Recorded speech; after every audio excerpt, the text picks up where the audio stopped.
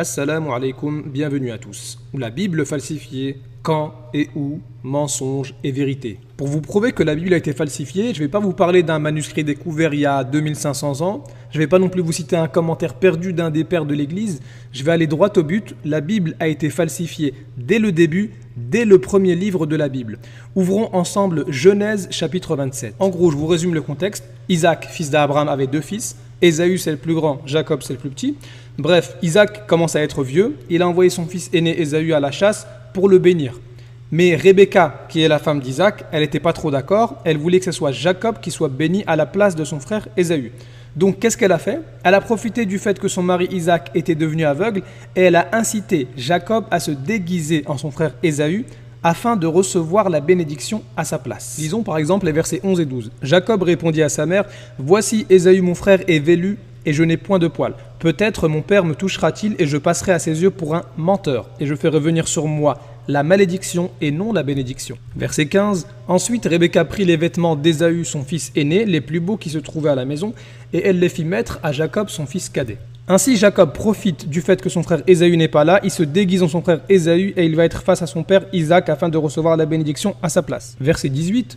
Il vint vers son père et dit: « Mon père. » Et Isaac dit: « Me voici, qui es-tu, mon fils ?» Jacob répondit à son père: « Je suis Ésaü. » Je répète, Jacob répondit à son père: « Je suis Ésaü, ton fils aîné. J'ai fait ce que tu m'as dit. Lève-toi, je te prie, assieds-toi et mange de mon gibier, afin que ton âme me bénisse. » Verset 20, Isaac dit à son fils: « Et quoi? Tu en as déjà trouvé, mon fils ?» Donc ici, Isaac, bien qu'il soit aveugle, il est quand même intelligent. Il s'étonne que Jacob a déjà réussi à accomplir sa mission. Mais comment Jacob lui répond? Et Jacob répondit: « C'est que l'Éternel, ton Dieu, l'a fait venir devant moi. » Verset 21, Isaac dit à Jacob: « Approche donc et que je te touche, mon fils, pour savoir si tu es mon fils Ésaü ou non. » Verset 22, Jacob s'approcha d'Isaac, son père, qui le toucha et dit: « La voix est la voix de Jacob, mais les mains sont les mains d'Ésaü. » Verset 23, il ne le reconnut pas parce que ses mains étaient velues comme les mains d'Ésaü son frère et il le bénit. Verset 24, il dit: « C'est toi qui es mon fils Ésaü. » Donc là ici, Isaac a encore un doute, il répète: « C'est toi qui es mon fils Ésaü. » Et Jacob répondit: « C'est moi. » Alors qu'est-ce qui se passe ensuite? Eh bien Isaac, il bénit son fils Jacob parce qu'il pensait que c'était Ésaü. Verset 28, que Dieu te donne de la rosée du ciel et de la graisse de la terre, du blé et du vin en abondance. Que des peuples te soient soumis et que des nations se prosternent devant toi. Sois le maître de tes frères et que les fils de ta mère se prosternent devant toi. Maudit soit quiconque te maudira et béni soit quiconque te bénira. Bon, Jacob a réussi à tromper son père Isaac, il a été béni. Mais qu'est-ce qui va se passer quand son frère Ésaü va revenir de la chasse? Eh bien, c'est trop tard, lui dit Isaac, Jacob a déjà été béni. Verset 35, Isaac dit: « Ton frère est venu avec ruse et il a enlevé ta bénédiction. » Bon, là, on a besoin d'explications. Jacob, alayhi salam, c'est pas n'importe qui. Jacob, c'est Israël, c'est celui dont tous les fils d'Israël descendent. Donc vous voulez nous faire croire que toutes les bénédictions qu'ont reçues les fils d'Israël, les dominations, les terres, les prophètes qu'ils ont reçus tels que Moïse, David et Jésus, que tout cela a pour origine un mensonge? Maintenant, il n'y a que deux possibilités. Soit vous êtes d'accord que cette histoire est fausse et que c'est un ajout qui ne fait pas partie de la parole de Dieu. Et dans ce cas-là, vous êtes d'accord que la Bible a été falsifiée. Merci d'avoir regardé cette vidéo.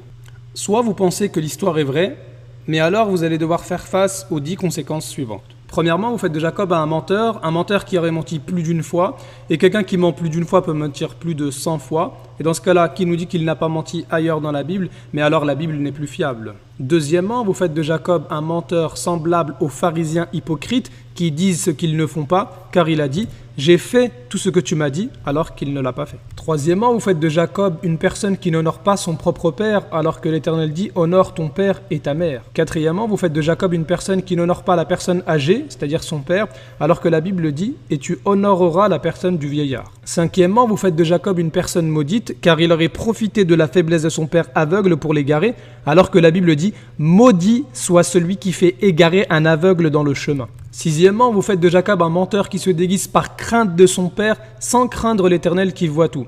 À ce propos, la Bible notée cite Luther, qui dit que s'il avait été à la place de Jacob, il aurait en ce moment laissé tomber le plat et se serait enfui de terreur.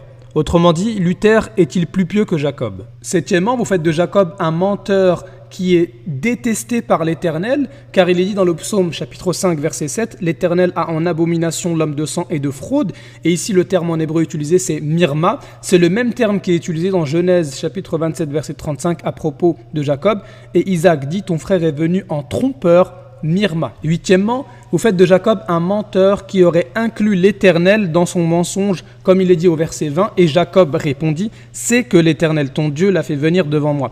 La Bible notée dit, une fois sur la voie du mensonge, Jacob descend jusqu'à une sorte de blasphème en faisant Dieu complice de sa ruse. Pourtant, on lit dans la Bible, mais le prophète qui aura l'audace de dire en mon nom une parole que je ne lui aurais point ordonné de dire, ou qui parlera au nom d'autres dieux, ce prophète-là sera puni de mort. Neuvièmement, vous faites de l'Éternel ou bien un Dieu qui bénit le mensonge, ou bien un Dieu qui n'est pas omniscient. Dixièmement, vous considérez Moïse, David et Jésus alayhim salam comme de vrais prophètes, alors qu'ils descendent d'une bénédiction volée par Jacob selon vous. Vous devez a fortiori considérer le prophète Mohammed alayhi salatu wassalam comme vrai prophète, lui qui a toujours été honnête et qui descend d'Ismaël, qui a reçu bénédiction de l'Éternel sans la voler. Si vous pensez toujours que la Bible n'est pas falsifiée et que l'histoire racontée dans Genèse chapitre 27 est vraie, alors dites-vous que Jacob a menti, Jacob a rusé, Jacob a trompé, Jacob a égaré son père vieux et aveugle, Jacob a menti sur l'Éternel.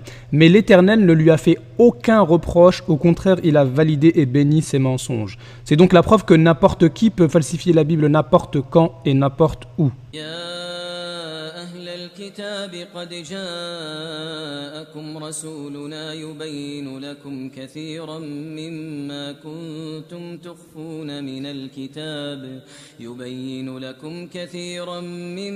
كنتم تخفون من الكتاب ويعفو عن كثير قد جاءكم من الله نور وكتاب مبين